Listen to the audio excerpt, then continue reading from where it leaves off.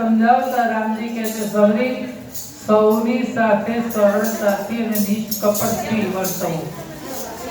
મારામાં આનંદ ભરોસો અને હર્ષ શોકથી નિર્લેપ રહેવું એ ભક્તિનું છેલ્લું પગથિયું છે. નવમ શરણ સબ હત છલહીના મમ ભરોસા હી હર્ષ નદીના. નવમ હું એક દિન કે હોય નારી પુરુષ સચરાચર હોય. ભગવાન રામે શરણાગતિને છેક છેલ્લી ભૂમિકાએ મૂકી છે. આપણે કોઈ દાખલો ગણવા બેસીએ ને ત્યારે છેલ્લે જે તાળો મેળવીએ ને એ તાળો મેળવવાથી દાખલો ખરો છે કે ખોટો એ ખબર પડે. એ રીતે શરણાગતિથી આપણા જીવનનો તાળો મળી જાય છે કે શ્રી કૃષ્ણ શરણમાં હે પ્રભુ હું તારો છું.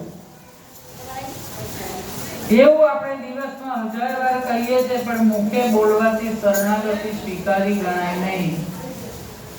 ક્યારે કહેવાય કે વાલા તારા ચરણોમાં આવીને રહીએ, અમે તો તમારા કહેવાય.